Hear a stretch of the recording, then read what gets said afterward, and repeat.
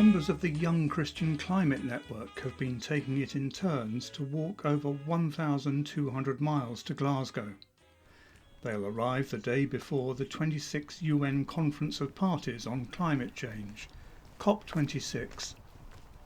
Today's walk has been from Bournemouth to St Albans Cathedral in the morning and then to St John's Boxmoor in Hemel Hempstead in the afternoon. The walkers include the young and the young at heart. It's been lovely. We've walked along busy roads, we walked over a motorway. We wished we had a banner. I've met some lovely people and heard about different people's work. Good to be amongst people who are concerned about the same things. I'm doing it because it's good for me to be amongst people who care about how things go at COP26. I'm very concerned about the climate.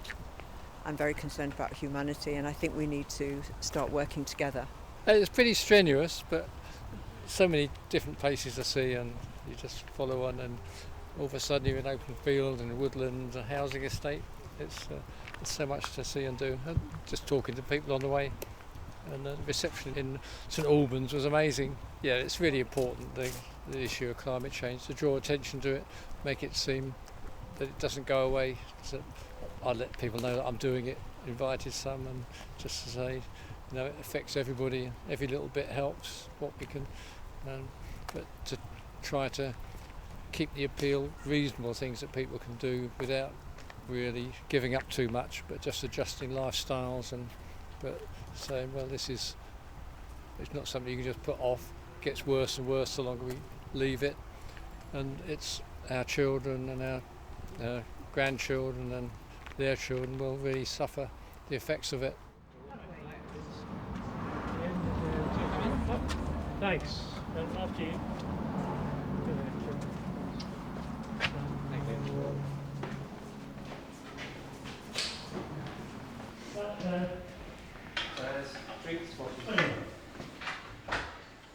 The team will be staying the night at St John's before walking on to Tring. Adam Ives is one of the lead walkers. Yeah, it's been good. I also walked in the morning as well, so it's been quite a long day. The remaining days won't be quite as long, but no, it's been absolutely fine, and it's been great walking with people of all different denominations, all wanting to do something about the climate crisis. So I am doing this because I believe the climate crisis is of critical importance, and it's very important that the UK government does something about it with its hosting of the COP26 conference in Glasgow. Really, it all goes back to, I went to the 2010 to 2012 New Day conferences, New Frontiers youth conferences, and I sort of, really developed a heart for doing something to help those less fortunate than myself at that point, so about a decade ago. And out of wanting to serve people less fortunate than myself, I've realised that the climate crisis is a big threat to, probably the biggest threat to people in developing countries. So that's why I'm particularly passionate about this issue at the moment. So what is YCCN asking for? The first request is that the UK government restores its foreign aid commitment to 0.7% GDP, which we don't think is unreasonable, and we managed it for ages, so they should restore it, especially given what they're going through with COVID and increasing climate impacts. The second objective is that second ask of the government is that they double the £100 billion funding that they promised to developing countries to deal with the impacts of the climate crisis. So they promised that back in 2009, they still haven't delivered it. So we want them to deliver that and double it, because it's been 10 years and countries need more than that now. On top of that, we want there to be a proper loss and damage mechanism instated, so that countries are systematically compensated when they suffer losses as a result of the climate crisis, which we have largely inflicted on them. And the final demand we have of the government is that they clear all the debts of developing countries, similar to the Jubilee 2000 campaign, because we should not be profiting on interest off of damage that we've ultimately caused them through our carbon emissions. Church of England member Hannah Ives is the route section team leader, organising the week's walk between London and Oxford. This morning we left Boreham Wood at about 8 a.m. To make it up to St Albans for an amazing reception at the cathedral around lunchtime, in which we had the bishop there, we had our lovely boat, the Pilgrim, an absolutely fantastic event, and now we're in Hemel. And how's it been going so far? It's been going amazingly. I've been walking just from Monday this week from central London, but we've had some incredible days walking through the fields in Hertfordshire. It's been absolutely beautiful, and I know the weeks before me from June from Cornwall have been a massive success so far. I'm doing this because I understand as a person between 18 and 30 that over half of emissions have happened during my lifetime, that this climate crisis is absolutely critical. So I'm doing it because I believe that the climate crisis is urgent, but I'm also doing it because as a Christian, I believe that creation is precious and given to us by God to look after, and I also believe that it is our responsibility to look after the most poor and vulnerable, which are often people affected the most deeply by climate change. Now, you mentioned you're a Christian. So how important is your faith in motivating you in all this? Oh, it's critical. I think one of the things, it would be so easy to despair when you look at the most recent reports, especially the one from the IPCC. However, as a Christian, I have hope in a God that loves justice and loves his creation and his natural world. So that's really my motivation, is that I do believe that we have a responsibility, a moral responsibility as the church to take a stand on this issue. And I'm also hopeful because I believe that God has it in his hands. In 2004, the then Archbishop of Canterbury, Rowan Williams, said excessive use of fuel threatened the viability of humans as a species and called for attacks on greenhouse gases. The current Archbishop of Canterbury, Justin Welby, has described climate change as the great emergency of the 21st century. And the Archbishop of York, Stephen Cottrell, has said that fighting climate change must be the UK government's first priority. Speaking in the House of Lords, the Bishop of Oxford, Stephen Croft, did not mince his words about the effect of climate change. As a number of noble lords have said, the world is living through a deepening environmental catastrophe. The impact of change on our climate is already severe.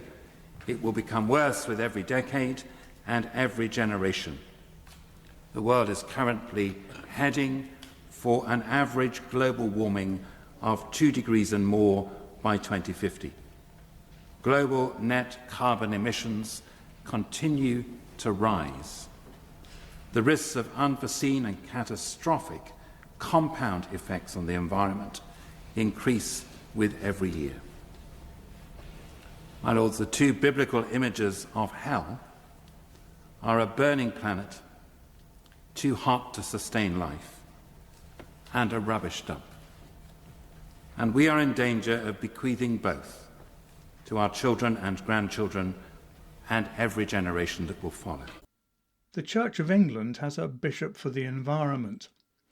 A former bishop for the environment, the Bishop of Salisbury, Nicholas Holtham, was critical of government policy. In the context of the climate emergency, some decisions of government are hard to comprehend. We need a much more coherent approach to energy.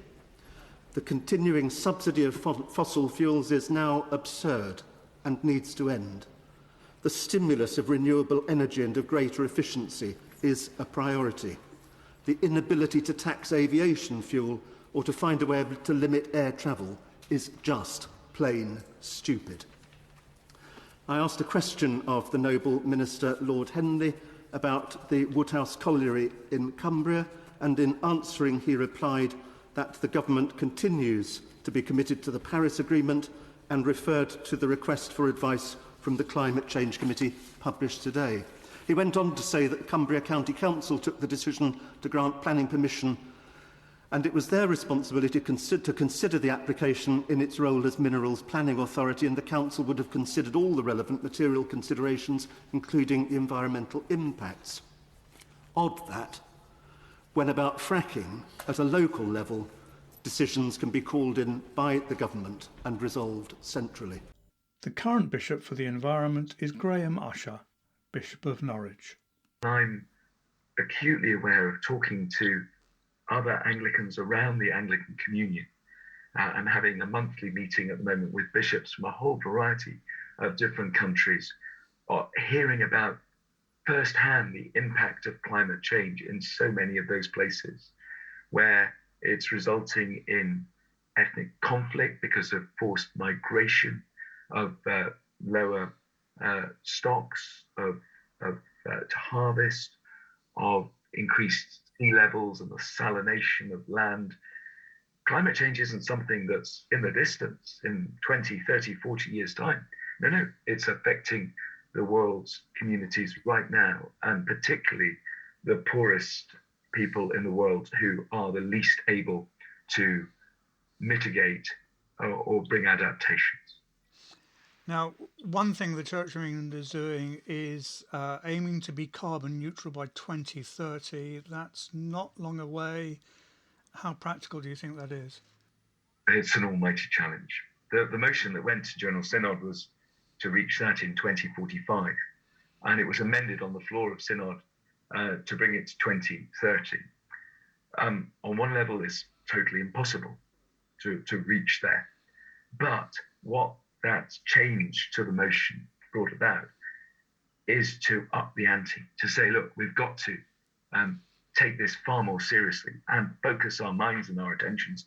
And that's exactly what it's done. And so I'm grateful for it, and we'll give it our best shot, and I'll do all I can in leading this area of our work to get as far as possible by 2030. So I'm grateful for it, because it said to us all, look, we've got to wake up. And the IPCC report the other week, again, was a wake-up call about the seriousness of climate change, that we're in the red zone already. Could you outline what some of that action is? So diocesan environmental officers play a key part in networking, encouraging, of sharing good examples. And there's a range of different ways in which they can be provided across the life of the church. Some dioceses have full-time paid environmental officers, others can't afford that, and have volunteers or groups of people fulfilling that role. I don't really mind how it's done, as long as it is done. One of the things we're really trying to do is encourage eco-church. And this is a fantastic project by our Rocha, the Christian conservation organization, that offers bronze, silver and gold awards for parish churches and chaplaincies to really focus through a toolkit on the environmental improvements that they can make. Surely one challenge is that the Church of England is actually investing in fossil fuel companies. So different parts of the Church of England are. Some dioceses, parishes, are making the decision to divest. That has already happened in a number of different dioceses, and I think that will continue.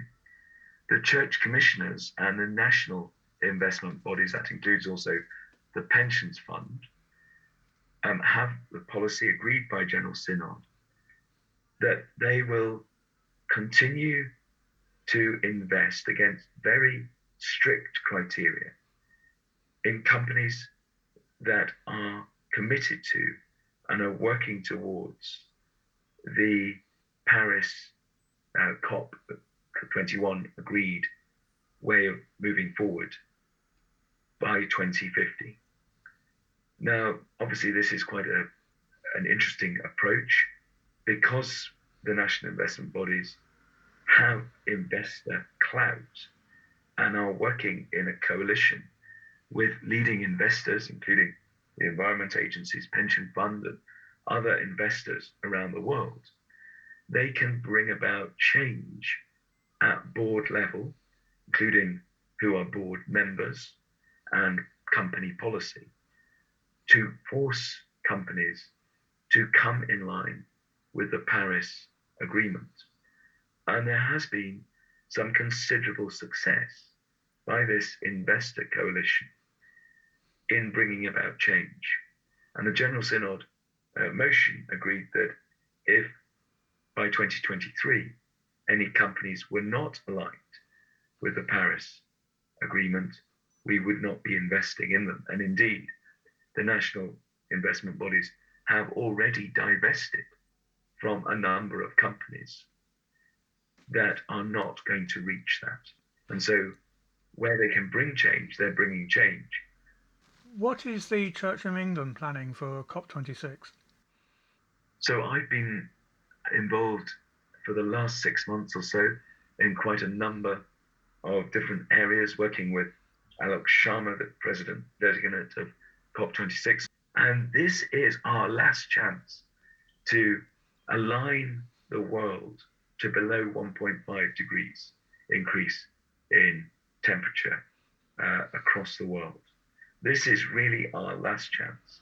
So the Church of England is praying for lasting change and commitments. So there are climate Sundays in many churches over the course of the next few months. We are taking action through lobbying, writing to MPs, writing to the Prime Minister. And we're also engaged in a range of different meetings, looking at the clear asks that we want to see as a result of COP26, particularly finance for the world's poorest countries to be able to bring about the changes that are needed.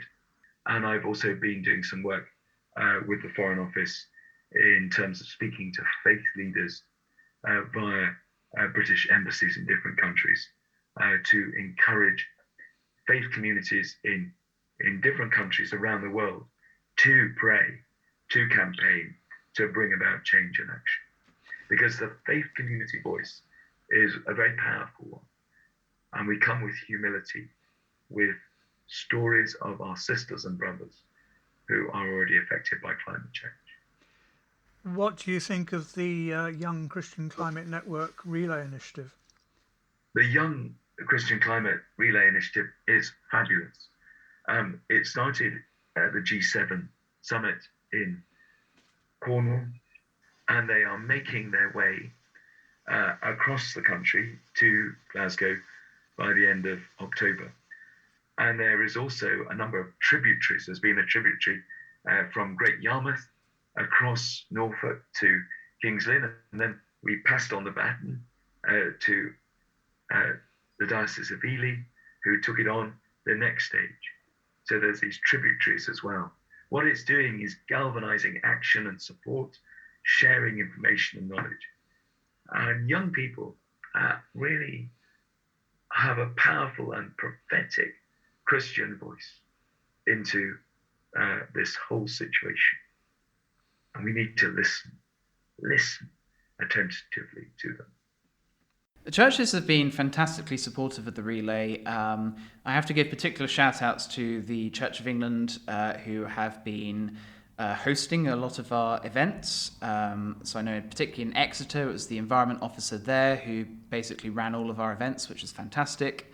So yeah, credit to the Church of England, but also the Roman Catholic Church, actually. The Passionists gave us some funding, and Colette, who works for the Roman Catholic Church, she's been walking with us, and she's very supportive and trying to get other people along. So yeah, those two denominations particularly, but we've had people from denominations across the church hosting us and walking with us. We've had churches offering us accommodation, we've had churches offering us meet and greets along the way. St Albans Cathedral has been incredibly helpful.